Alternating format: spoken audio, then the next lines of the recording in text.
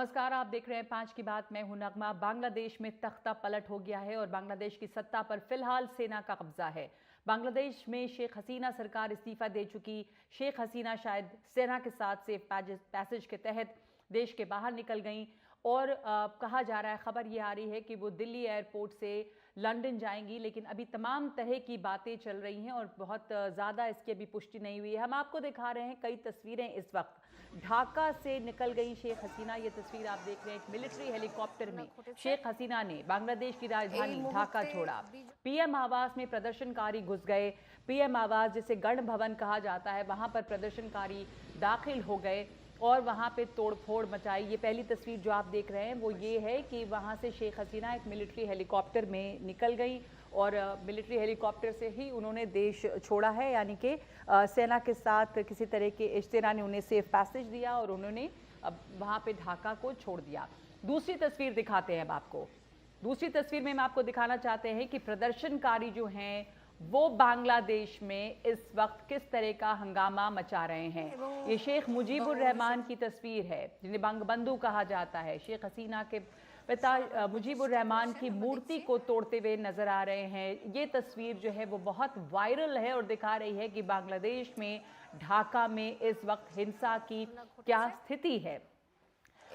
शेख मुजीबुर रहमान की मूर्ति को प्रदर्शनकारियों ने तोड़ा है। आपको ये भी जानकारी दे दें कि जो आंदोलन के तौर पे शुरू हुआ था, स्टूडेंट मूवमेंट के तौर पे शुरू हुआ था विरोध प्रदर्शन, उसने राजनीतिक रंग लिया और अब निशाने पर आरक्षण नहीं बल्कि शेख हसीना रहीं। और इसके बाद शेख हसीना को अल्टीमेटम दिया गया कि वो जल्द से जल्द बांग्लादेश छोड़ दें, राजधानी से वो निकल जाएं। हाल ही में बांग्लादेश में चुनाव हुए थे, वहां पर सभी विपक्षी दलों ने चुनाव का बॉयकॉट किया था। हसीना की सत्ता बांग्लादेश से खत्म हो गई और सवाल है कि क्या अब सेना सत्ता संभालेगी या फिर किसी दूसरी सरकार को वो समर्थन देगी। फिलहाल बांग्लादेश के chief of army staff general Wakeruzzaman ने, जिन्होंने 23 जून 2024 को ही पद ग्रहण किया है, वो इस वक्त उन्होंने ये बताया है कि जल्द से जल्द शांति लौटेगी। ये जो चीफ ऑफ आर्मी स्टाफ है वकारुज्जमा, उन्होंने 20 दिसंबर 1985 को इन्फेंट्री कोर में कमीशन हासिल किया। नियुक्ति जो है प्रधानमंत्री द्वारा होती है। यहाँ 3 साल के लिए देश का सबसे बड़ा सैन्य पद है। आपको ये भी सुनाएंगे कि सेना का इस पर क्या कहना है, क्योंकि सेना ने इस पर एक प्रेस कॉन्फ्रेंस भी की है। लेकिन जो तस्वीरें दिखा रहे हैं पहले उसमें आपको दिखा दें कि पीएम आवास में जो प्रदर्शनकारी घुसे हैं, वहां पर प्रधानमंत्री के आवास में गण भवन जिसे कहा जाता है, वहां प्रदर्शनकारियों ने धावा बोल दिया। आप देखिए, बिस्तर पर लेटे हैं। कुछ घंटों पहले जहां पर प्रधानमंत्री रह रही थी, उनके घर में उनके बिस्तर पे प्रदर्शनकारी हैं। प्रधानमंत्री आवास पर प्रदर्शनकारियों का कब्जा है और ये स्टूडेंट्स अगेंस्ट डिस्क्रिमिनेशन के तहत, मोर्चे के तहत जो स्टूडेंट्स हैं वहाँ पर विरोध प्रदर्शन लीड कर रहे थे। लेकिन ये सिर्फ स्टूडेंट मूवमेंट नहीं रहा, ये पॉलिटिकल मूवमेंट हो गया और टारगेट जो रही वो शेख हसीना रहीं। तो अब यहाँ पर जुलाई में हिंसा की शुरुआत हुई थी। ये तस्वीर जो है हमको श्रीलंका की याद दिलाती है। आपको भी याद होगा कि श्रीलंका में जब तख्ता पलट हुआ था और वहाँ पे राजापक्से को छोड़कर निकलना पड़ा था, उस वक्त इसी तरह से राष्ट्रपति भवन की तस्वीरें सामने आई थी, जहाँ पे राष्ट्रपति भवन के स्विमिंग पूल में जनता थी, जहाँ पर राष्ट्रपति भवन के अंदर उनके डाइनिंग टेबल पर बिस्तर पे जनता नजर आ रही थी। कुछ यही तस्वीर यहाँ पे बांग्लादेश के प्रधानमंत्री निवास गण भवन में इस वक्त नजर आ रही है। तो अब आपको बताएं कि इसका इतिहास क्या है। ये जो अभी ये तस्वीरें हैं या जो हिंसा हुई है, इसकी शुरुआत जुलाई में छात्रों के विरोध प्रदर्शन से हुआ था। विरोध बांग्लादेश में नौकरियों में जो मौजूदा कोटा सिस्टम है उसके खिलाफ हो रहा था। और ये कोटा सिस्टम क्या है, इसके तहत जिन लोगों ने बांग्लादेश की आज़ादी में जो मुक्ति मूवमेंट था वहाँ पर उसमें वो शामिल हुए थे, उनके रिश्तेदारों को, उनके परिजनों को कोटा मिलता था।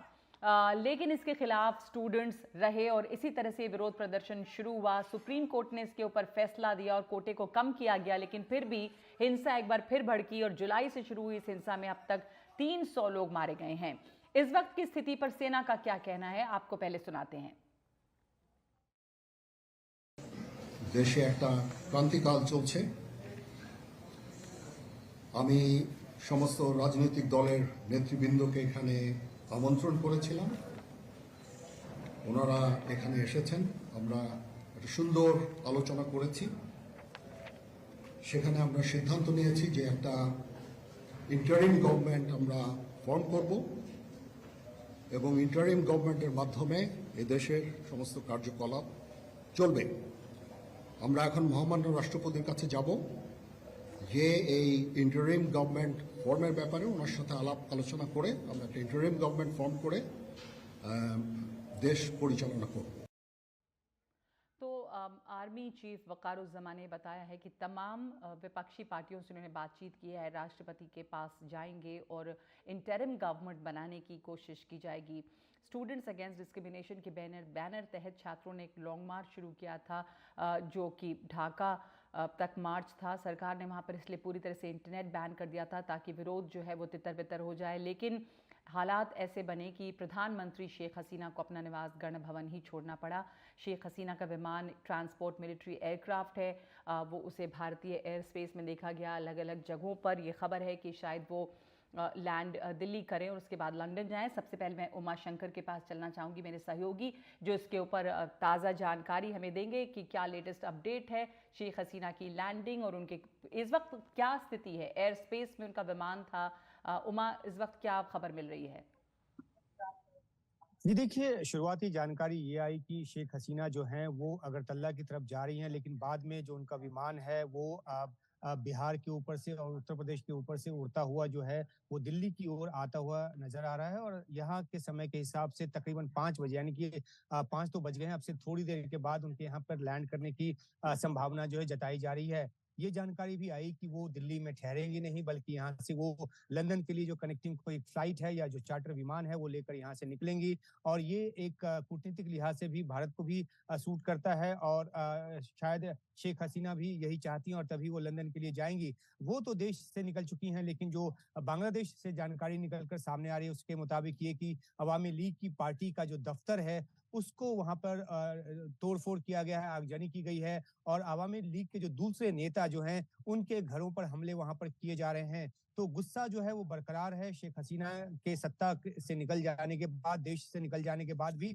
और वहाँ जो तोड़फोड़ और आगजनी का जो सिलसिला है वो अभी जारी है। हालांकि आर्मी चीफ ने प्रदर्शनकारियों को शांति की अपील की है और अपने अपने घरों को लौटने को कहा है, लेकिन अभी भी वहाँ प्रदर्शनकारी जो है पीएम आवास में जो है वो जमे हुए हैं। और जिस तरह के दृश्य हमें मिले हैं बांग्लादेश से, उसमें साफ नजर आ रहा है कि वो जो गण भवन है उसके अलग अलग कमरों में जाकर वहां पर जो उत्पात है वो मचा रहे हैं। सुरक्षा बलों ने पहले तो बहुत ही हाई हैंडनेस दिखाई, काफी ज्यादा सख्ती दिखाई और ये भी वजह है कि जो प्रदर्शनकारी है वो ज्यादा भड़के। और अगर पिछले 3 हफ्तों की बात की जाए तो जिस तरीके से बड़े पैमाने पर मौत हुई, गोलीबारी हुई और बहुत सारे छात्रों की भी उसमें मौत हुई, तो गुस्सा जो है वो बढ़ता चला गया। और यही वजह है कि कल तक जो कि परसों तक सब कुछ शांत नजर आ रहा था, कल एक बार फिर जो हिंसा भड़की और आज देखते देखते प्रधानमंत्री को सत्ता छोड़कर वहां से भागना पड़ा। तो 15 साल की सत्ता जो है वो 15 मिनट के भीतर शेख हसीना की चली गई। जी जी, कादम्बिनी भी हमारे साथ है, कादम्बिनी से भी जानकारी ले लीजिए। कहा जा रहा था कि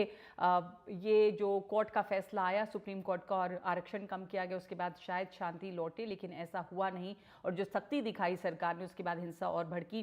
कादम्बिनी और मुकेश दोनों हमारे साथ इस वक्त जुड़े हैं। मुकेश सिंह सेंगर से भी हम ये जानकारी लेंगे कि कहाँ पे रहेंगी अगर आती हैं शेख हसीना तो, लेकिन हम पहले अपने मेहमानों के पास जाना चाहेंगे। जो हमारे मेहमान इस वक्त जुड़ गए हैं, ताज़ा हालात क्या हैं वहाँ पर और शेख हसीना के पास किस तरह के ऑप्शंस बचे हैं ये भी देखना होगा। हमारे साथ वरिष्ठ पत्रकार सुबीर भौमिक जुड़ गए हैं और पूर्व राजदूत सुधीर टी दिवारे जुड़े हैं। अम्बेसडर दिवारे, पहले आपके पास अगर आऊँ तो इस वक्त भारत के लिए किस तरह की दुविधा है? शेख हसीना भारत की दोस्त रही हैं, इस वक्त जिस तरह का पब्लिक सेंटिमेंट उनके खिलाफ है बांग्लादेश में और आर्मी वहाँ पर अब काबिज है सत्ता पर, शांति बहाली की बात हो रही है, वो यहाँ पे भारत सबसे पहले उनका हेलीकॉप्टर आ रहा है, मिलिट्री हेलीकॉप्टर। भारत के सामने इस वक्त आपको क्या लग रहा है, क्या रिस्पॉन्स भारत का होना चाहिए या होगा, या क्या दुविधा है भारत की?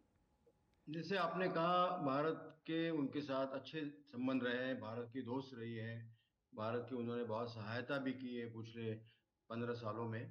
तो भारत के सामने वो तो दुविधा तो है, मगर जैसे वो खुद सोचेंगी वो अपना तय करेगी, उसके मुताबिक ही भारत उनको सलाह देगा। अगर वो लंदन जाना चाह रही तो वहाँ दिल्ली से वो चली जा सकती है। मेरे ख्याल से इसमें वो वो खुद ही इसमें फैसला लेगी। इसमें भारत उनको क्या अपनी राय दे सकता है, ज़रा मुश्किल है कहना। अ, भारत की तरफ से मैंने कहा कि भारत को तो उनके प्रति आदर है और सहानुभूति भी है, मगर ऐसे हालात में आगे क्या करना ये उनके ऊपर निर्भर रहेगा। अ, तो इस वक्त शेख हसीना के पास और क्या ऑप्शंस लगते हैं? इस तरह का जो पब्लिक सेंटिमेंट उनके खिलाफ है, अम्बेसडर देवरे, वो बहुत ज़्यादा वहाँ पे सख्ती हुई, इस वजह से भी कहा जा रहा है कि इतनी हिंसा भड़की। लेकिन जो रिजर्वेशन का मुद्दा था जिससे ये पूरा आंदोलन शुरू हुआ, ये वहाँ तक सिमटा नहीं। इसके अंदर पॉलिटिक्स थी और निशाने पे अब बात आरक्षण की नहीं है, निशाने पे सीधे शेख हसीना थी। ये जो अनरेस्ट रहा बांग्लादेश में, इसका कारण, और इसकी विपक्ष ने बिल्कुल हिस्सा नहीं लिया था चुनाव में, बॉयकॉट किया था। आप कैसे देख रहे हैं बांग्लादेश की पॉलिटिक्स को इस वक्त? पहले अभी जो 3 हफ्तों से जो हो रहा है वहाँ, ये आरक्षण का मामला, जैसे आपने कहा, आरक्षण से वो राजनीतिक बन गया। और पिछले 2 दिनों में, कल ही आधा, दोबारा जो वहाँ वायलेंस बढ़ गया, उसके वजह से ये फैसला लेना पड़ा ऐसा लगता है। इसकी जो बैकग्राउंड है वो मेरे ख्याल से पिछले कुछ महीनों तक जा सकती है। जैसे इलेक्शन हुआ बांग्लादेश में, उसमें करीब 40% ही लोगों ने वहाँ वोटिंग की, और बाकी लोगों ने, बाकी जो अपोजिशन पार्टीज हैं, उन्होंने वो बॉयकॉट किया था। तो ऐसे हालात में उनका जो चुनाव हुआ, तो इसके वजह से लोगों के मन में वहाँ अभी पहले से ही काफ़ी गुस्सा है। और ये गुस्सा लोगों ने, जनता ने इस आरक्षण के मुद्दों को सामने लेके प्रकट किया है। नहीं तो इतना ये मुद्दा ऐसा नहीं था कि इसके ऊपर इतनी गंभीर ऐसी घटना हो सकती थी। तो लगता है कि ये पिछले उनके कई सालों से जो वहाँ जो उनकी रूल है, अभी 15 साल हो गए हैं, और इलेक्शन का मामला है, वैसे गवर्नेंस का भी इशू है, कई जी। बातों की वजह से ये जो वहाँ का जो लोगों के मन में जो गुस्सा है, एंगर है, उसका इसमें प्रदर्शन हुआ है। अभी जो आर्मी की हमने बयान सुना वहाँ के सेना की चीफ का, और उनका ये कहना है कि एक इंटरिम गवर्नमेंट बनेगी। आपकी इस वक्त एनालिसिस, क्या सेना वहाँ पे सरकार बना सकती है, दूसरी सरकार बनेगी जिसको सेना समर्थन दे? और वो तमाम अपोजिशन नेताओं से भी बातचीत कर रहे हैं अम्बेसडर देवरे। कुंट हियर यू। मैं पूछ सुना रही ही हूँ कि नहीं रहा था। ऑप्शंस इस वक्त में वहाँ पे, जैसे हमने सेना के चीफ को सुना कि हाँ, एक इंटरिम सरकार बनेगी, हाँ, और तमाम ऑपोजिशन से भी बातचीत हो रही है। इस बीच जो तस्वीरें दिख रही हैं वहाँ पे शांति बहाल करने की कोशिश है। शेख मुजीबुर रहमान की मूर्ति तोड़ी गई, श्रीलंका की याद आ रही है। वहाँ पे तस्वीरें देख रहे हैं अगर हम पीएम आवास की, जहाँ पर लोग अंदर दाखिल हो गए हैं, बिस्तर पे नज़र आ रहे हैं, पूरे पीएम आवास पे लोगों का कब्जा है, एक जन आंदोलन सा दिख रहा है जो इस वक्त मूड है। उस बीच अभी वहाँ पे आपको लगता है कि सेना ही इंटरिम सरकार बनाएगी, या ऑपोजिशन से भी बातचीत हो रही है और सेना समर्थन कर सकती है किसी दूसरी सरकार का? सेना मेरे ख्याल से इस हालात में काफी शांति से सब चीजें ले रही है। और क्योंकि जैसे उनके चीफ ने कहा कि वो पहले ही वहाँ के जो पॉलिटिकल पक्ष है उनके साथ उन्होंने की है, और उनके साथ करके वो एक तरफ की शांति लाना चाह रहे हैं वहाँ। लोगों को भी उन्होंने अपील की है कि वायलेंस मत करे। तो इंटरिम सरकार बनाने के लिए वो कोशिश कर रहे हैं। वो कह रहे हैं कि वो वहाँ के जो उनके राष्ट्रपति हैं उनके पास जाएंगे। तो जी। अ, मेरे ख्याल से ये सब उनकी जो एक्शंस हैं, इससे लगता है कि आर्मी ऐसी कड़ी कोई एक्शन नहीं लेना चाहती, ऐसे कोई बहुत लोगों के ऊपर दबाव नहीं डालना चाह रही है, और शांति से जैसे इसका कैसे हल निकाला जा सकता है, जी, हमने इसकी सुना ये इसकी सोच में सेनाध्यक्ष है। को कि वो शांति की कोशिश करेंगे। लोगों को उन्होंने आश्वासन दिया है कि जल्द से जल्द वहाँ पर शांति बहाल हो। कादम्बनी के पास जाना चाहूंगी। कादम्बनी, आपके पास इस वक्त क्या खबर है शेख हसीना को लेकर?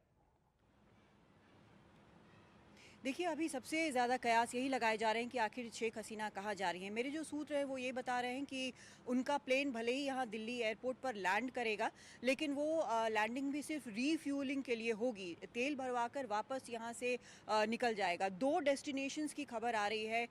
एक इंग्लैंड की बात की जा रही है, लंदन की बात की जा रही है, दूसरी फिनलैंड की बात की जा रही है। इन दोनों जगहों में से कहीं पर वो जाएंगी, लेकिन ये तय नहीं है अभी, और शायद ये सुरक्षा कारणों से भी ये अभी साफ नहीं है कि वो कहाँ पर जाएंगी। लेकिन सबसे ज़्यादा संभावना इन 2 देशों की लगाई जा रही है। अब सबसे पहला जो कदम होगा, एक तो बांग्लादेश में जो अंतरिम सरकार का फॉर्मेशन होगा, लेकिन शेख हसीना क्या करेंगी ये भी एक बड़ा फैक्टर है। वो शायद जहाँ पर भी सुरक्षित स्थान पर पहुँच के जो किसी भी तीसरे देश में पहुँचकर वहाँ से फिर आगे जो भी रणनीति होगी वो बनाएंगी, क्योंकि ये दूसरी बार है कि वो अपने ही देश से बेदखल हुई हैं, सत्ता से तो बेदखल हुई ही हैं। तो अब आगे की रणनीति उनकी कुछ वक्त के बाद ही होगी। लेकिन भारत की भी नज़र रहेगी। भारत के भी बयान का इंतज़ार है, जो कि अभी तक आया नहीं है, लेकिन भारत के भी बयान का इंतज़ार इसलिए है क्योंकि भारत के लिए बहुत स्ट्रैटेजिकली भी बेहद अहम है बांग्लादेश। ना सिर्फ शेख हसीना की बात है, जिनसे बहुत अच्छे रिश्ते रहे हैं भारत के। हमने देखा कि वो यहाँ पर भारत में सरकार की स्वेरिंग इन के लिए भी वो खास मेहमान थी। स्टेट विजिट भी पहला उन्हीं का हुआ। तो ये तो एक फैक्टर है ही, लेकिन भारत के लिए ये भी अहम है कि जो भी सरकार वहाँ पर बांग्लादेश में सत्ता में आए उसके साथ एक बेहतर वर्किंग रिलेशन हो। तो अभी ये साफ नहीं है, लेकिन भारत भी बहुत करीब से देख रहा है कि आखिर वहाँ पर किस तरह से आगे कदम बढ़ते हैं। क्या वहाँ पर कौन से लोग हैं जो कि सत्ता में आते हैं। कोई पार्टी अभी सत्ता में आ रही है ऐसा नहीं है। अंतरिम सरकार एक ग्रुप ऑफ लोग होंगे जो यहाँ पर मुझे जानकारी मिल रही है कि एक पूरा ग्रुप होगा और वो आगे बढ़ेगा। ये ऐसा ग्रुप होगा जिसमें सिविलियन ये सरकार होगी, और वहाँ पर कोशिश ये की जाएगी कि ऐसे लोग हों जिन पर लोगों को थोड़ा भरोसा हो। तो उस प्रकार से इसमें अलग अलग क्षेत्रों के लोग रहेंगे, और जल्द से जल्द कोशिश की जाएगी एक लोकतांत्रिक सरकार बनाने की। कादम्बनी, तो यानी कि ये एक तरह से खबर आ रही है कि अभी ऐसा नहीं कि सेना ही इंटरिम सरकार बना लेगी। वो चाहेगी कि वहाँ पे जो सिविलियंस हैं उनके अलग अलग खेमों से रिप्रेजेंटेशन हो और तब सरकार बने, ताकि लोगों का कुछ जो रोष वहाँ दिख रहा है वो शांत हो।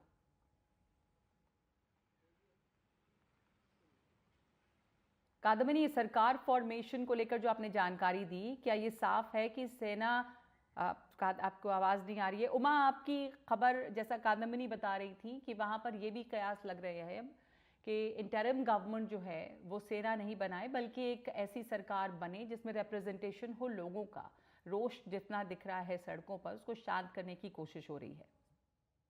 हमने अपने दर्शकों को इस बात की जानकारी दी थी कि जो 8-10 नाम निकलकर सामने आए हैं उसमें सबसे बड़ा नाम जो है वो डॉक्टर सलीमुल्लाह खान का है, जो कि एक प्रख्यात लेखक हैं वहाँ के, बांग्लादेश के। उसके अलावा आसिफ नजरुल जो हैं वो भी एक लेखक हैं। सरकार की और बांग्लादेश की जो राजनीति है मौजूदा उसके क्रिटिक रहे हैं, वो बहुत ही कठोर आलोचक रहे हैं। तो जो सेना ने जो खाका तैयार किया है अंतरिम सरकार का, उसमें 2 लेखक के नाम के अलावा 3 या 4 जो रिटायर्ड आर्मी ऑफिसर्स हैं उनका भी नाम है। एक रिटायर्ड जज हैं M.A. मातीन, उनका नाम है। इसके अलावा देवप्रिया भट्टाचार्य, ये भी इस तरह के नाम के साथ वो सामने आ रही है। और जिस से जो जानकारी आई उसके मुताबिक तमाम पॉलिटिकल पार्टीज के साथ कंसल्टेशन के बाद जो है अंतरिम सरकार बनाने का जो फैसला है वो किया जाएगा। और जो कंसल्टेशन किया जा रहा है उसमें अवामी लीग जो है पार्टी के तौर पर उसमें शामिल नहीं है। जाहिर सी बात है कि क्योंकि लोगों का गुस्सा इस पार्टी के प्रति रहा है, शेख हसीना के प्रति रहा है, और इसी वजह से ये सारा जो पॉलिटिकल डेवलपमेंट वहां पर हुआ है, और जो दृश्य लगातार हम बार बार अपने दर्शकों को दिखा रहे हैं किस तरीके से वहां प्रधानमंत्री आवास के भीतर घुसकर प्रदर्शनकारियों ने जो एक उत्पात मचाया है, और अलग अलग कमरों में जाकर वहां उन्होंने उत्पात मचाया है। और जैसा कि आपने भी कहा, हम भी लगातार रिपोर्ट करें कि ये श्रीलंका की जो स्थिति है वहां जो हालत बनी थी उसी का एक प्रतिदर्श है, उसी का एक रिफ्लेक्शन के तौर पे नजर आ रहा है। तो जो अब वहां पे अंतरिम सरकार बनाने की बात है उस पे ये जिम्मेदारी होगी कि वो पॉलिटिकल प्रोसेस को सही दिशा में आगे ले जाए। जिस तरीके से 15 साल से शेख हसीना का वहां राज था, और ऑफ लेट उन पर बहुत ही तानाशाही तरीके से सरकार चलाने का आरोप लगने लगा। जो अपोजिशन पार्टीज हैं, आपने भी बताया कि उसने जो अभी चुनाव हुआ था उसका बायकॉट किया। बहुत सारे पॉलिटिकल जो लीडर्स हैं अपोजिशन के, वो जेलों में बंद हैं। तो अब जो नई प्रक्रिया अपनाई जाएगी, तो वो जो तरीके थे जो पिछली सरकार के दौरान अपनाए गए, और जिस तरीके से खासतौर पर इस प्रदर्शन को हैंडल किया गया, इसमें शुरुआती तौर पर काफी सख्ती बरती गई। सुरक्षा कर्मियों ने अंधाधुंध फायरिंग की, बड़ी तादाद में जान गई। और उसके बाद जब आभास हुआ शेख हसीना को, तो परसों ही उनका बयान आया था कि वो प्रदर्शनकारियों के साथ बैठना चाहती हैं और जो उनकी मांग है उनको सुनना चाहती है। हालांकि सुप्रीम कोर्ट का एक फैसला आ चुका जिसमें 30% से घटाकर 5% कर दिया गया आरक्षण को, जो कि स्वतंत्रता सेनानी के परिजनों को दिया जाता था और जिसको लेकर बड़ा ऐतराज था। तो कुल 56% का जो कोटा वहां पर था, जिसमें कि अलग अलग महिलाओं के लिए अलग अलग जो पिछड़े जिले हैं उनके लिए 10% जो था वहां के अल्पसंख्यकों के लिए, तो उन सबों को घटाकर 5% कर दिया गया। लेकिन इसके बावजूद भी गुस्सा रुका नहीं और कल जिस तरह से हिंसा हुई उसके बाद आज ये देखने को उमा, मैं आपके पास वापस लौटूंगी। इस वक्त हमारे साथ मुकेश सिंह सेंगर फोन लाइन पे जुड़ गए, हमारे सहयोगी।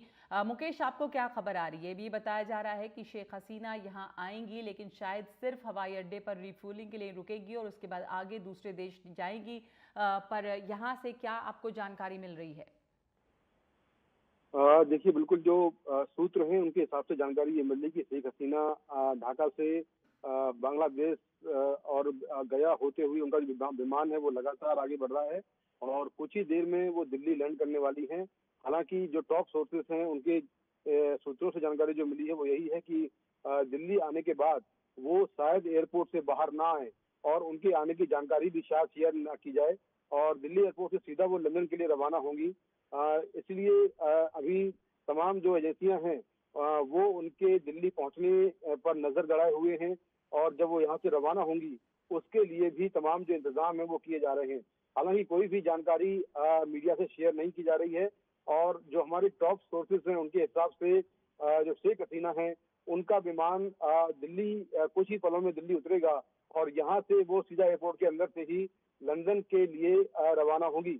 जानकारी ये भी मिल रही है कि जो दिल्ली में जो बांग्लादेश उच्च आयोग है उसकी सुरक्षा को दिल्ली पुलिस और तमाम जो एजेंसियां हैं उन्होंने बढ़ा दिया है, क्योंकि यहाँ पर कोई अनहोनी न हो उसको देखते हुए यहाँ पर सुरक्षा के जो इंतजाम है वो कड़े कर दिए गए हैं।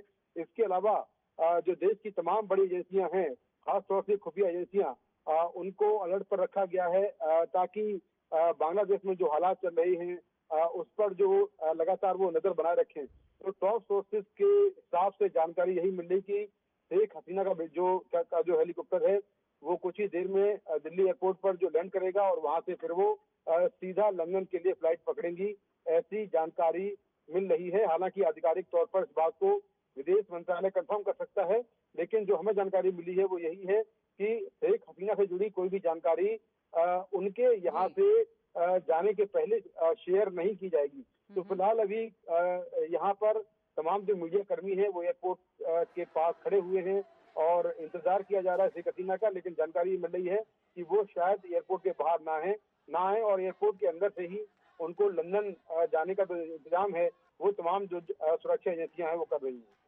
जी, धन्यवाद आपका मुकेश। तो ये अभी बहुत सारी जानकारियां साझा नहीं की जा रही हैं सुरक्षा कारणों से, लेकिन जो खबर है कि शेख हसीना दिल्ली लैंड करेंगी लेकिन एयरपोर्ट के बाहर नहीं आएंगी और सीधे लंदन जाने की बात है।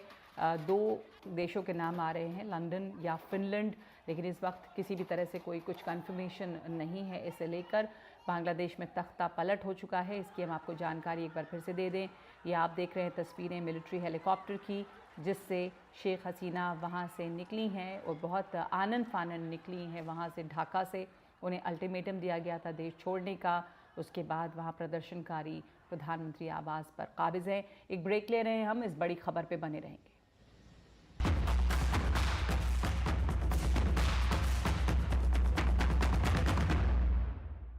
तो बांग्लादेश में तख्ता पलट हो चुका है। शेख हसीना ढाका छोड़ चुकी हैं और भारतीय एयर स्पेस में उनका विमान घूम रहा था। इस वक्त खबर ये है कि वो दिल्ली लैंड करने वाली हैं कुछ ही देर में। हमारे साथ हमारे कई सहयोगी मौजूद हैं, जिसमें कादम्बिनी शर्मा के अलावा उमा शंकर सिंह हैं और साथ ही जुड़ रहे हैं ब्रिगेडियर राहुल भोसले, सुधीर टी देवारे हमारे साथ हैं, पूर्व राजदूत। और इस वक्त सबसे पहले अगर मैं कादम्बिनी के पास चलूं, आपके पास कोई इन्फॉर्मेशन इस वक्त है? कादम्बिनी, हमारे सहयोगी मुकेश भी बता रहे थे पहले कि जो इन्फॉर्मेशन टॉप सोर्सेज से मिल रही है, सुरक्षा के मद्देनज़र ये बताया नहीं जा रहा है डिटेल्स, लेकिन शायद वो यहाँ लैंड करेंगी कुछ ही पलों में और एयरपोर्ट से बाहर नहीं आके लंदन रवाना होंगी। तो क्या आप भी इससे कंफर्म कर रही हैं? आपके पास क्या जानकारी है?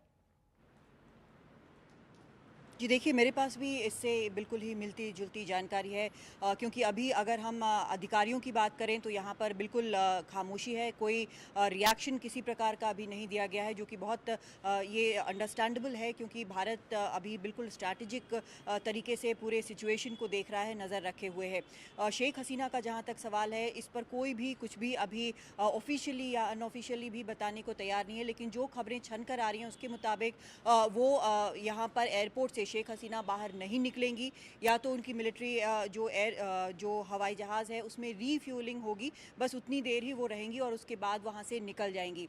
दो देशों का नाम यहाँ पर सामने आ रहा है, एक लंदन की बात कही जा रही है, एक फिनलैंड की बात कही जा रही है। शायद दो देशों का इसलिए भी नाम लिया जा रहा है क्योंकि एक सुरक्षा के लिहाज से भी ये देखना होगा, क्योंकि अगर आप देखें तो यूके में भी जो बांग्लादेश के नागरिक हैं उनकी अच्छी खासी तादाद है। वहाँ भी पिछले दिनों हमने देखा कि शेख हसीना को लेकर, चाहे वो सोशल मीडिया पर हो या फिर एक दो जगह वहाँ पर नारेबाजी भी हुई थी। तो अब कहाँ पर उनको बेहतर सेफ महसूस होगा, क्योंकि सभी जो सबसे बड़ा सवाल है वो शायद उनके सामने यही होगा कि उनकी सेफ्टी किस में है। उसके बाद जब एक सेफ लोकेशन पे वो पहुँचेंगी, उसके बाद वहाँ से आगे शायद स्ट्रैटेजाइज करेंगी। भारत के लिए भी शायद रणनीतिक लिहाज से ये सबसे बेहतर एक सॉल्यूशन है कि शेख हसीना इस बार यहाँ पर ना हो। जब पिछली बार उनके पूरे परिवार की हत्या की गई थी, उस वक्त उन्होंने भारत में पनाह ली थी, लेकिन तब उस वक्त हालात बहुत अलग थे। अब बिल्कुल अलग है, वहाँ पर लोग उठ खड़े हुए हैं। बांग्लादेश में हमने देखा है किस तरह से खुद उनके रेजिडेंस में घुस गए हैं लोग, वहाँ पर छोटी छोटी चीज़ें चोरी कर रहे हैं, तोड़ फोड़ कर रहे हैं। तो ये एक बेहद नाराज़गी का एक सबब वहाँ पर सामने आ रहा है। हालांकि आर्मी जो है वहाँ बार बार ये कह चुकी है कि अब इन सब चीज़ों से रुकें, वायलेंस से रुकें, लेकिन ये भी वहाँ हमारे जो कुछ मित्र हैं वो ये बता रहे हैं कि वहाँ पर एक्टिवली ऐसा नहीं है कि किसी के ऊपर कार्रवाई की जा रही है। आर्मी उम्मीद कर रही है कि लोग खुद ब खुद शांत हो जाएंगे, उनका गुस्सा जो है वो थोड़ा ठंडा होगा, वहाँ शांति का माहौल बनेगा। जी, हमारे साथ बाकी मेहमान भी जुड़े हुए हैं कादम्बिनी, लेकिन पहले इस वक्त मैं अपने सहयोगियों, दो सहयोगी हमारे इन्फॉर्मेशन दे रहे हैं उसको बता दूं। ब्रेकिंग न्यूज़ सौरभ गुप्ता बता रहे हैं कि ढाका एयरपोर्ट जो है वो बंद रहेगा 10:30 बजे तक के लिए। तो ढाका एयरपोर्ट, ढाका एरोड्रोम जो है उसे बंद कर दिया गया है। नीता शर्मा की जानकारी है कि बीएसएफ के डायरेक्टर जनरल जो हैं वो भारत बांग्लादेश बॉर्डर इलाके में रिव्यू और ऑपरेशनल प्रिपेयर्डनेस के लिए पहुंच रहे हैं, जा रहे हैं, क्योंकि हमारा पड़ोसी देश है और इस वक्त भारत के लिए बड़ी चिंता की बात है जिस तरह की हिंसा देखी गई है बांग्लादेश में, ढाका में सड़कों पर। तो हमारे साथ इस वक्त जुड़ गए हैं ब्रिगेडियर राहुल भोसले। ब्रिगेडियर भोसले, सेना का एक तरह से वहाँ पे तख्ता पलट हुआ और सेना इंटरिम सरकार बनाने की बात कर रही है, लेकिन सेना नहीं बनाकर दूसरे तमाम सिविलियंस के नाम सामने आ रहे हैं जो इसमें शामिल किए जाएंगे। बट अगर बात की जाए बांग्लादेश की तो सेना सत्ता में वहाँ पहले भी रही है, ये नई बात नहीं है। इस वक्त जो हिंसा वहाँ पर दिख रही है, आर्मी चीफ का बयान आपने भी सुना होगा कि जल्द से जल्द शांति बहाल की कोशिश है, पर बांग्लादेश की इस डिस्टेबलाइजेशन को आप कैसे देख रहे हैं? इसके पीछे की पॉलिटिक्स, जो स्टूडेंट मूवमेंट था वो एक बहुत बड़ा पॉलिटिकल अनरेस्ट उसने की शक्ल ले ली है उसने। जी, सबसे पहले तो ये बांग्लादेश में ये सिचुएशन नई नहीं है जैसे आपने बताया, लेकिन ये सिचुएशन पुराने कू की तरह नहीं है। ये सिचुएशन है जो 2000 7 में बांग्लादेश में हुआ था, 111 जिसको बोला जाता है, वो जनवरी 2007 में जो सिचुएशन थी उस तरह की सिचुएशन है। उस हालत में आर्मी ने तकरीबन उसको हम कंपेयर कर सकते हैं। उस हालत में आर्मी ने जो है सिचुएशन काबू कर ली थी, पॉलिटिकल इस तरह कोलैप्स नहीं हुआ था। इस वक्त भी मैं सोचता हूँ कि आर्मी की उसमें सिचुएशन को काबू कर पाएगा, जबकि अभी 2 बजे आर्मी चीफ ने स्टेटमेंट दिया है और उन्होंने अपील ये किया है कि जो प्रोटेस्ट कर रहे हैं उनको अपील किया है कि आप हिंसा ना के अपने घर पे चले जाएं और रास्ता रोको वगैरह बंद कर दें। तो मेरे ख्याल से जब ये प्रोटेस्टर्स का जो खून उबल रहा है अभी, वो खून शांत हो जाएगा, क्योंकि उनकी मेन डिमांड ये थी कि शेख हसीना जी ये प्राइम मिनिस्टर से इस्तीफा दे। अभी वो इस्तीफा आ गया है। इस वक्त उनकी डिमांड अभी जो है, जो डिमांड पूरी हो गई है, उस वक्त उनको अभी कोई ऐसी चीज नहीं है। और आर्मी चीफ ने क्लियरली उसको स्टेटमेंट दिया। 2 बजे के बाद एक इंटरिम गवर्नमेंट का उन्होंने एक प्रस्ताव किया है और ये देखना है कि बांग्लादेश के प्रेसिडेंट जो है शहाबुद्दीन, वो अभी भी पावर में है, हालांकि वो भी अवामी लीग के साथ ताल्लुक रखते हैं। वो भी पावर में है और उन्होंने जो आर्मी चीफ है प्रेसिडेंट के साथ और अन्य ऑल पार्टी मीटिंग्स करके अपील की है। और कुछ टीचर्स और प्रोफेसर्स यहाँ के जो जाने माने हैं, जिनके स्टूडेंट्स जिनको मान्यता रखते हैं, उनको भी इसमें शामिल किया गया है। तो हमें उम्मीद है कि कुछ ये सिचुएशन पे काबू लाने की पूरी तरह से कोशिश जारी है। जबकि ये आवाम का जो खून जो गर्म है, हालत गर्म है, वो थोड़े ठंडे होने पर ही ये काम हो सकता है। लेकिन और आर्मी भी उसमें बैकग्राउंड में रहेगी मेरे ख्याल से। एक इंटरिम गवर्नमेंट बना जाएगा जिसकी ऑल पार्टी गवर्नमेंट का बात सुनाई जा रही है। आर्मी इसमें तख्ता कू करके आर्मी जो है पावर नहीं लेगी, ये मेरा मानना चाहता है, क्योंकि 2007 में भी उन्होंने खुद पावर नहीं लिया। उन्होंने एक इंटरिम गवर्नमेंट बनाई थी और वही शायद उसी तरह का मॉडल है। हालांकि इस वक्त हालात थोड़ी और भी ज्यादा गंभीर है, तो उस तरह का मॉडल आई थिंक मुझे लगता है किया जाएगा। होपफुली अगले 2-3 दिन में सिचुएशन संभल जानी चाहिए, क्योंकि हिंसा किसी की सॉल्यूशन नहीं है। हिंसा जी कोई भी देश में हिंसा सॉल्यूशन नहीं है। और इसकी उम्मीद हम रखते हैं कि सॉल्यूशन के थोड़े 1-2-4 दिन में, या हो सकता है पिछले 24 घंटे भी सिचुएशन काबू आ जाए। क्योंकि बांग्लादेश आर्मी ने ये जाहिर किया है कि हम जनता के ऊपर फायर नहीं करें, जनता के ऊपर एक्शन नहीं लेंगे। तो यह हालत देखते हुए अभी देखते हैं क्या होता है। हालांकि अवामी लीग के जो काडर है, उनका भी शायद स्ट्रीट्स में आके दंगा फसाद करने का अंदेशा है। लेकिन जो हालत देखते हुए मुझे लगता नहीं कि वो होगा। अभी होपफुली अगले 2-3 दिन में सिचुएशन संभल जानी चाहिए। जी। धन्यवाद। तो उम्मीद कर सकते हैं कि अगले 2-3 दिन में सिचुएशन संभले और ये सबके हित में है। जहाँ तक हम सेना की बात कर रहे हैं, बांग्लादेश में पहले भी तख्ता पलट हुआ, लेकिन जैसा आपने कहा ब्रिगेडियर राहुल भोसले कि ये थोड़ा अलग है और यहाँ पर सेना ने तख्ता पलट करके वो सत्ता पे काबिज नहीं हुए हैं, लेकिन पहले सत्ता पलट कर चुकी है सेना। सैन्य सरकारों का इतिहास रहा है। 1975 में पहली बार सैन्य तख्ता पलट के जरिए मुजीब सरकार को उखाड़ फेंका गया था और 15 सालों तक 1990 तक देश के शासन पर सत्ता में सेना ही रही थी। शेख हसीना ने 2009 की शुरुआत में सत्ता संभाली थी। सत्ता सैन्य समर्थक कार्यवाहक सरकार के पास ही रही। उसके बाद से इस वक्त की जो स्थिति है वहाँ पे सुधीर टियदेवारे बांग्लादेश के में आने वाले दिन, बांग्लादेश एक डेवलपिंग इकॉनमी है लेकिन बहुत अच्छा प्रदर्शन उसकी इकॉनमी का रहा और अच्छे वहाँ पे रोज़गार के मौके थे। और जिस तरह की हिंसा देखी बांग्लादेश ने, वो शुरू तो हुआ रिजर्वेशन की बात से कि रिजर्वेशन बहुत ज़्यादा था स्वतंत्रता संग्राम में जो शामिल हुए लोग थे उनके परिजनों के लिए, लेकिन अब ये शेख हसीना के खिलाफ पूरा का पूरा गुस्सा वहाँ पर था। बांग्लादेश की आप स्थिति क्या देखते हैं आने वाले दिनों की? यहाँ पर जो सरकार इंटरिम सरकार अब बनेगी, ये पूरा जो मूवमेंट उनके खिलाफ हुआ, इतना गुस्सा शेख हसीना के खिलाफ, इसका कारण आपको क्या लगता है? बांग्लादेश की आर्थिक व्यवस्था काफी अच्छी चल रही थी, कैसे गारमेंट एक्सपोर्ट में वगैरह वो लीडर थे दुनिया के। मगर पिछले 2-3 साल से वहाँ की स्थिति अच्छी नहीं है। बांग्लादेश की इकोनॉमी में बहुत घाटा हो गया है, बहुत ही ग्रोथ रेट बहुत कम हो गया है और वहाँ बेरोजगारी बहुत बड़ी तादाद में बढ़ गई है।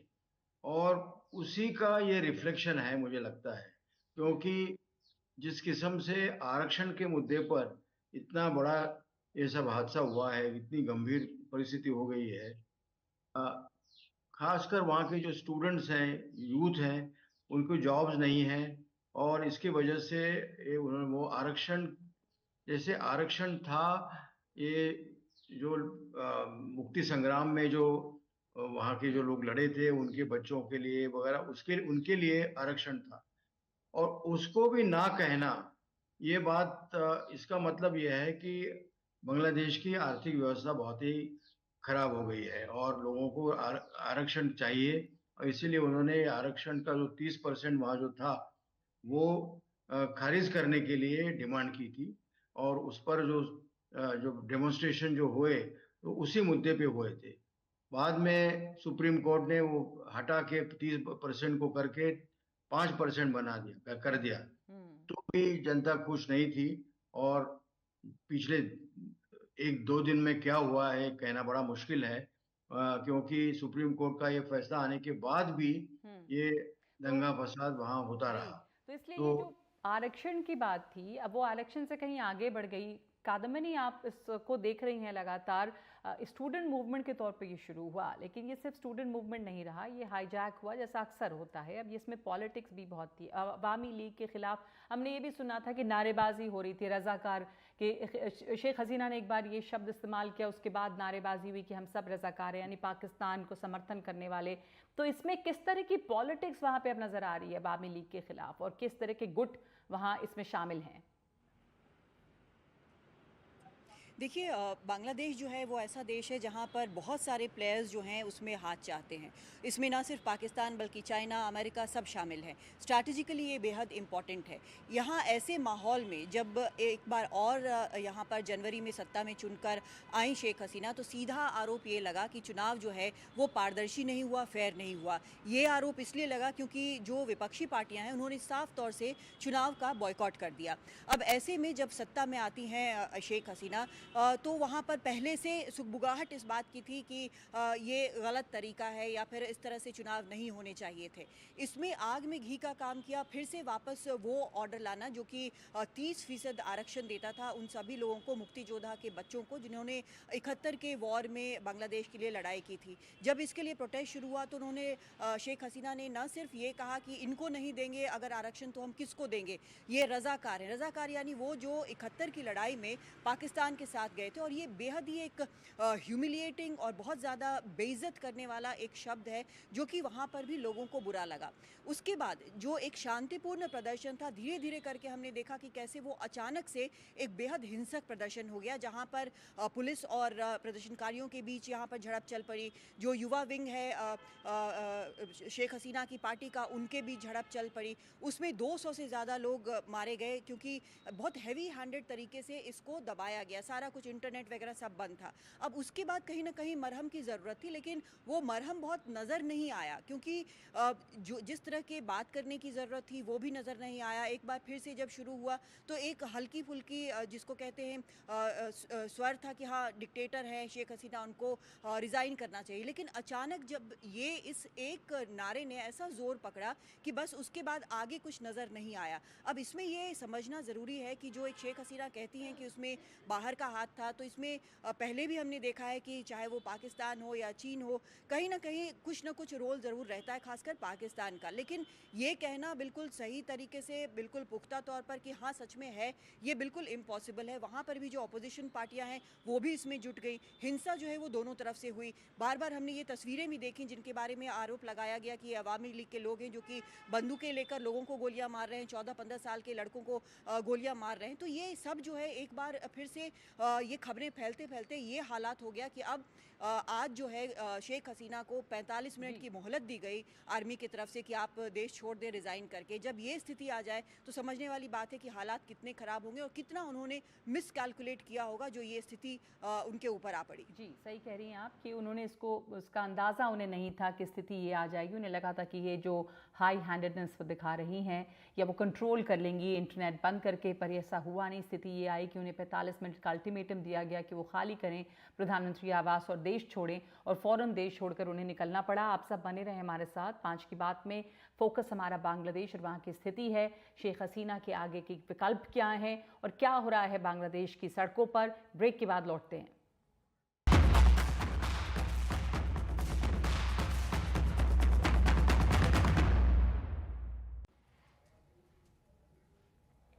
और इस वक्त की ये खबर आ रही है कि शेख हसीना का मिलिट्री एयरक्राफ्ट दिल्ली में हिंडन एयरबेस पर लैंड हो चुका है।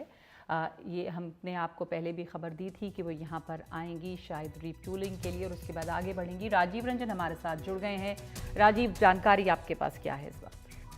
देखिए, अभी जानकारी ये है कि वायुसेना ने कंफर्म किया है कि जो बांग्लादेश के पूर्व प्रधानमंत्री जो है शेख हसीना का अपने विमान C-130, ये अमेरिका का स्पेशल ट्रांसपोर्ट एयरक्राफ्ट है, हिंडन एयरबेस पर लैंड किया है। वहां वायुसेना के अधिकारी वहां मौजूद थे, उनको रिसीव किया गया है। लेकिन अभी इस बात को लेकर क्लैरिटी नहीं है कि क्या शेख हसीना हिंदुस्तान में रुकेंगी या ट्रांजिट के तौर पर स्टॉप की है। फिर इसके बाद इस तरह की जानकारी निकल रही आ रही कि संभवतः यहाँ से सीधे लंदन की ओर फ्लाई कर जाएगी। इस तरह के कई चीजें निकल के आ रही है। क्या दिल्ली आएंगी, नहीं आएंगी, इसके बारे में कोई क्लियरिटी नहीं है, कोई साफ साफ नहीं है। बस ये वायुसेना के अधिकारी जो हमारे सूत्र है वो बता रहे हैं, ये कंफर्म करें कि इंडियन एयरवेज पर शेख हसीना का जो प्लेन जो है C-130 ट्रांसपोर्ट एयरक्राफ्ट है, स्पेशल एयरक्राफ्ट है, जो खास तरह का कह सकते हैं कि जो बहुत कम उसके लिए रनवे चाहिए होता है टेक ऑफ और लैंडिंग के लिए, वो इंडियन एयरवेज पर लैंड किया है और संभवतः उसके रिफिलिंग हो रहा है। और रिफिलिंग के बाद हो सकता है कि शेख हसीना यहाँ से कहीं और किसी और जगह के लिए, जिस तरह की बातें निकल के आ रही कि लंदन के लिए वो टेक ऑफ कर जाए। जी एक बार दोहरा दें, राजीव रंजन ने हमें जानकारी दी। इस वक्त खबर ये आ रही है कि दिल्ली में हिंडन एयरबेस पर पहुंची हैं शेख हसीना। विमान जो है उनका मिलिट्री एयरक्राफ्ट वो लैंड किया है। उन्होंने बांग्लादेश छोड़ा। पिछले 1 घंटे से ज़्यादा से खबर थी कि वो भारतीय एयर स्पेस में हैं, तो हिंडन एयरबेस पर पहुंची हैं इस वक्त Sheikh Hasina. C-130 transport aircraft है जिसमें वो इस वक्त हैं, जैसे कि लैंडिंग और टेक ऑफ के लिए ज़्यादा जगह नहीं चाहिए होती है। तो यहाँ पे शायद रिफ्यूलिंग जैसी खबर मिल रही है, रिफ्यूलिंग होगी जहाज़ की और उसके बाद वो आगे दूसरे देश जाएगी।